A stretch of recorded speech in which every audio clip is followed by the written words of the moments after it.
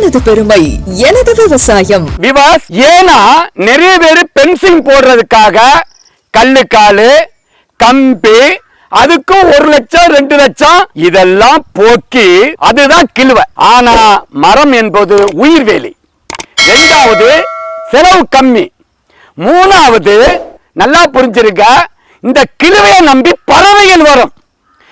அந்த கிழுவையில பழங்கள் காய்க்கும். 500 மீட்டருக்கு மேல உயிர்வேலி மிக அற்புதமாக கச்சிதமாக பண்ணிருக்காரு. ஏன்னா அந்த வேலி இருக்கு பாருங்க, இந்த வேலியில நீங்க வெத்தலை கொடி படத்தலாம்.